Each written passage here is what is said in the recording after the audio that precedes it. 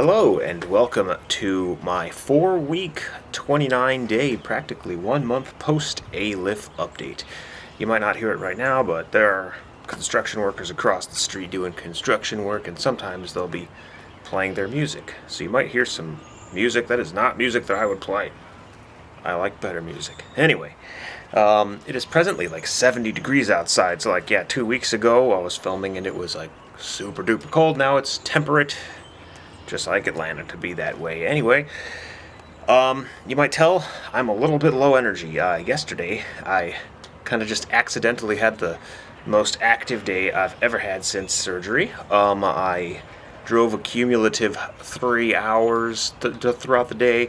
I did a round of walking at Costco, tested out my maximum walking speed. Then we did a 3.6 mile hike on a paved trail. So I came out of the day very tired and woke up this morning with some of the worst pain I've had ever since the surgery. I was legitimately worried, but thankfully I took a muscle relaxer and a bunch of Tylenol, and the pain after about an hour or so kind of ebbed away. Fun fact, Tylenol actually, tons of birds out here, Tylenol actually does something if you take enough of it. I've found my minimum dose to do anything is like 1,500 milligrams, and I don't very often have to take that. Today was an exception. Today was going to be a more active day, but given the pain I went through earlier and how I feel right now, just kind of tired, low energy, that is changing. Anyway, I'm super backlit. This was a poor choice. This was a poor choice. Maybe if I do this. No twisting, Kent. Ugh. Okay. Yeah, that's actually better. All right, just lean back. So, things I wanted to go over that I missed in my previous video. 2 videos ago, I talked about sleeps. I really am tired.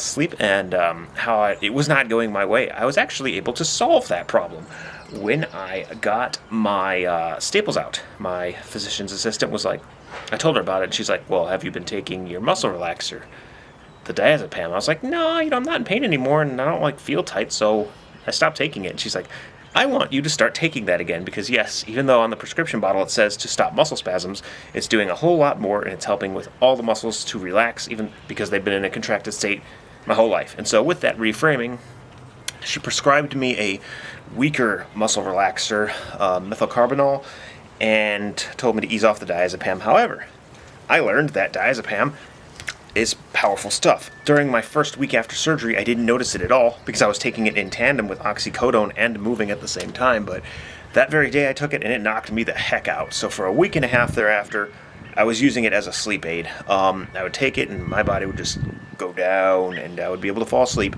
I have since cut that off completely. Benzos are dangerous if you take them for extended periods of time, and there's potential permanent cognitive side effects that can occur. So if I have another I was actually considering taking a diazepam this morning, but I wanted to see what the methylcarbamol and Tylenol would do. They were sufficient to solve the problem. So it was cool that I was able to solve that. My sleep is getting better. My HRV is slowly improving. So let's talk about the sciatica progression. So last week I had that scare, and it ended up being kind of optimistic because I found that I could cognitively control the sciatica when it cropped up. And my control over it is increasing, and its occurrence is decreasing. Even yesterday during the big drives, it didn't crop up that much, and I was able to tone it down even though I was a little tired from a poor night's sleep, due to waking up late the previous day, not due to anything else, but everything is trending in the right direction. When sciatica does crop up, it is inconsistent. It doesn't match what it was before. The pain is different. It's weaker. It comes and goes, which was not a thing. If it was cropping up before, it was sticking around. So excellent sign. And with each drive, it gets easier and easier. So in the coming weeks, it should fade into non-existence because the mechanical issue is solved. In fact, fun little story. Over the weekend, I had a big drive home. I've been doing too much driving. And I had to go to the bathroom, and sciatica was just bugging me. And I was tired, so canceling it out actively takes cognitive bandwidth that sometimes you just don't have. And at that point, I didn't have it. But I had to go to the bathroom very badly. And I noticed as I pushed that off and it became more urgent that my sciatic pain disappeared. However, once I noticed that, it crept up again. But that just goes to show, the brain deprioritized that pain because there was an actual real problem that I had to go to a bathroom. And the sciatica was kind of just fake news. So there is that. All good news on that front. I actually did an experiment that ended up working pretty well for me last week. I sat in my Miata. I didn't drive it, but I sat in it with the brace on, no lumbar pillow, no butt pillow, listening to an audiobook just for 5 minutes, just to see what would happen. Now, if you remember my previous video, when I took those pillows out in times past, it would light up just about immediately. It would be horrible. But suffice it to say, those 5 minutes were an excellent test. No pain whatsoever. I cannot wait until I can drive that car again. Not happening anytime soon, but it will. It's coming. Everything's coming. Also wanted to mention, so I'm going to get into the section of wins that I've had. I mentioned several videos ago that the toilet riser and bed rail, that I'd probably be removing those once I got my staples out. I did indeed do that. Those were wins. It's no longer any trouble whatsoever to sit down that far or to get up out of bed. That said, I'm still paying a whole lot of attention to my form, still making sure I don't bend or twist or anything like that, but those are no longer necessary. However, I have been doing a lot of limits testing. I'm going to show you guys a picture. I was really proud of myself. I got to the point where I could put on and tie my shoes without using a shoe horn, and it was excellent. Like, I was so happy. However, even when that picture was taken, I had the feeling that this ain't right. I shouldn't be doing this. And it wasn't a sense of pain. It wasn't even a sense of discomfort. It's that I knew better. I'm chasing all these small victories, and I was losing sight of the big picture. Big picture being, I'm still in the soft callus phase of recovery.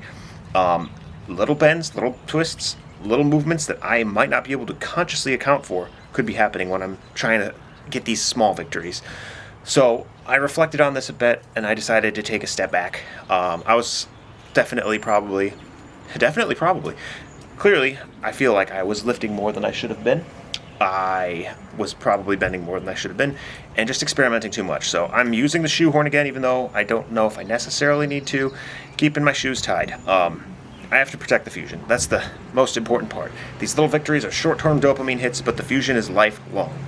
So that's what's got to take a precedence, and I'm glad I came to this realization. That said, though, I am excited because I give up one thing to gain another.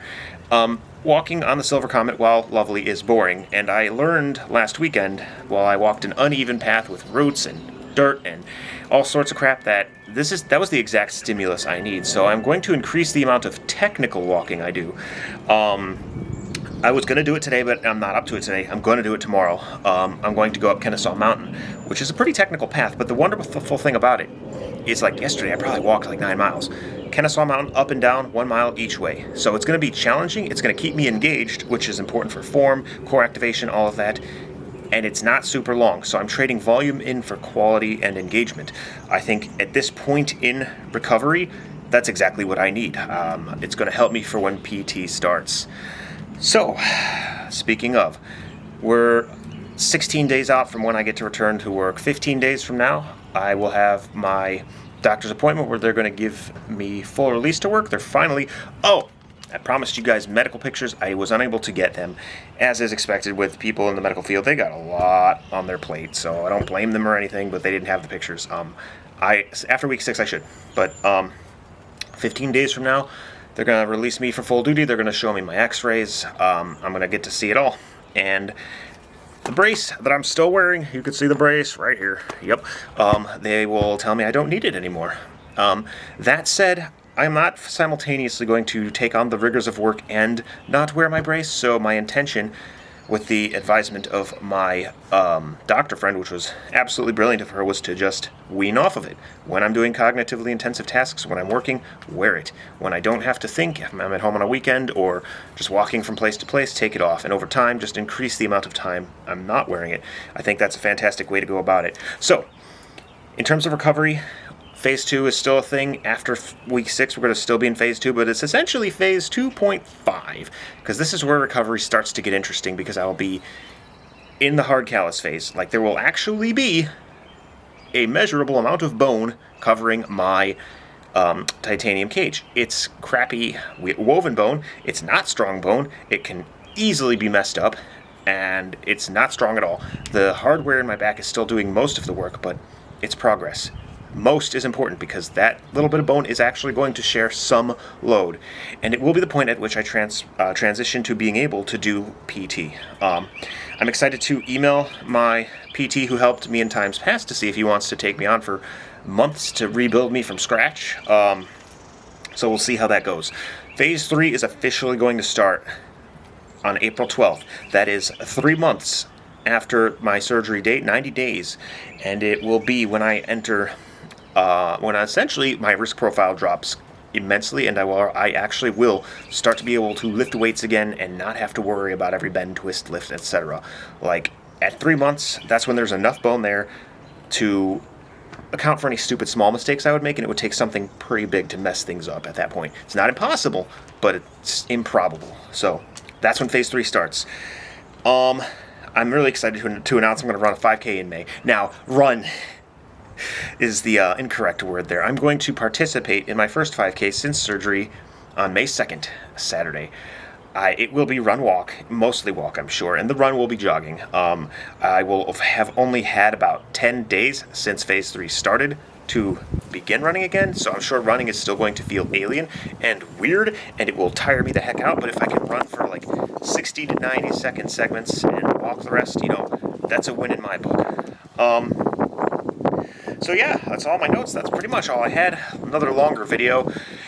I was contemplating spacing out the videos after month 1, but I don't think I want to. I think I want to keep making them weekly because clearly I have a lot to talk about and just things like that I thought through that hopefully will help others, like the importance of not chasing the small victories, because the big picture is what matters here. Letting the fusion take hold, letting the soft biology grow.